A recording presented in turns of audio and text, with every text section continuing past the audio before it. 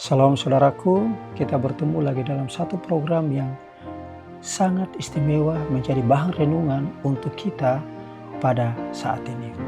Dengan saya beri judul Adil, Setia, dan Rendah Hati. Dan ayatnya ini Tuhan sendiri yang menyatakannya di dalam Mika pasal 6 ayat yang ke-8. Hai manusia, telah diberitahukan kepadamu apa yang baik dan apa yang dituntut Tuhan daripadamu. Selain berlaku adil, mencintai kesetiaan dan hidup dengan rendah hati di hadapan Allah.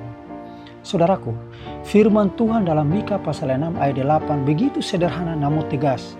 Tuhan tidak meminta banyak, hanya 3 hal: adil, setia, dan rendah hati. Namun ketiga hal inilah yang paling sering dilupakan ketika seseorang mendapatkan kuasa, kesempatan, atau posisi penting dalam hidup. Seringkali ketika seseorang berada pada posisi tertentu, godaan terbesar adalah menggunakan kesempatan itu untuk kepentingan diri sendiri.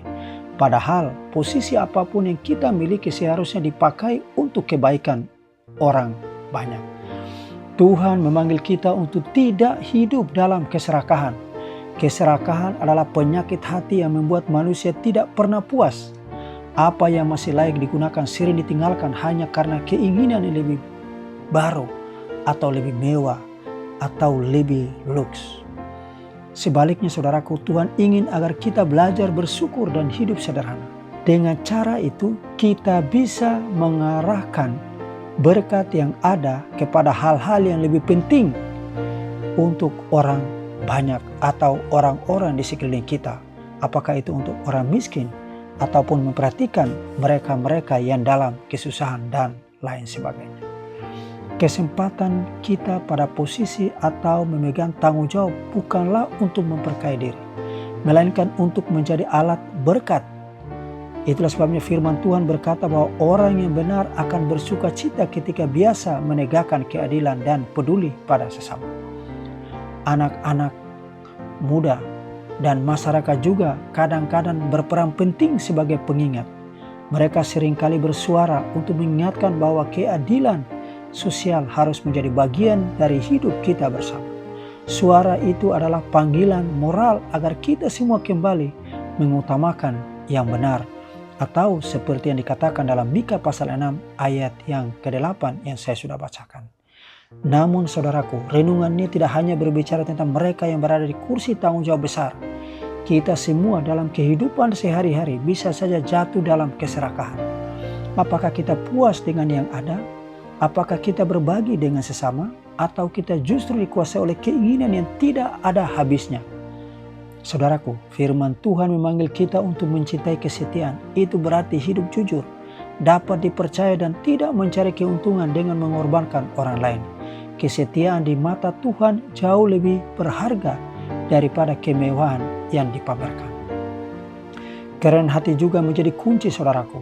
Orang yang rendah hati tidak malu hidup sederhana, sebab ia tahu bahwa nilai sejati bukan diukur dari harta, melainkan dari kasih dan pelayanan kepada sesama. Yesus adalah teladan kita. Ia raja segala raja, tidak datang dengan kemegahan duniawi. Ia memilih jalan sederhana, lahir di kandang, hidup sebagai hamba, dan melayani tanpa pamrih. Dengan demikian ia menunjukkan bahwa kuasa sejati adalah hasil yang berkorban. Seorang penulis menuliskan, kesombongan, keserakahan, dan cinta akan kemewahan adalah musuh jiwa. Hanya hati yang rendah dan mau melayani yang dapat dipimpin oleh Roh Kudus. Kata-kata ini saudaraku menjadi pengingat agar kita berhati-hati dalam mengelola setiap kesempatan dan tanggung jawab yang diberikan kepada kita. Oleh karena itu, mari kita belajar untuk tidak dikuasai oleh keserakahan, tetapi mengarahkan hati kita kepada hal-hal yang lebih bernilai kekal. Jika suatu saat kita diberi posisi, tanggung jawab, atau kesempatan, pakailah itu untuk menolong sesama, memperhatikan yang lemah, dan memperjuangkan keadilan dan kebaikan orang banyak. Dengan cara itu, hidup kita akan menjadi kesaksian yang indah. Orang lain akan melihat bahwa ada terang Kristus yang nyata dalam kitab sehari-hari. Saudaraku, hari ini, saat ini, marilah kita berdoa. Tuhan, ajarlah kami untuk tidak diperbudak oleh keserakahan. Tolong kami agar setiap dalam hal kecil, rendah hati dalam hidup, dan peduli terhadap keadilan sesama, dan biarkan setiap kesempatan yang Engkau percayakan menjadi alat untuk memberkati banyak orang, khususnya mereka yang paling membutuhkan. Saudaraku, semoga firman Tuhan yang singkat ini boleh menjadi renungan bagi kita masing-masing. Dengan demikian kita sadar bahwa Tuhan menginginkan supaya kita berlaku adil, mencintai kesetiaan, dan hidup dengan rendah hati di hadapannya. Tuhan memberkati kita semua.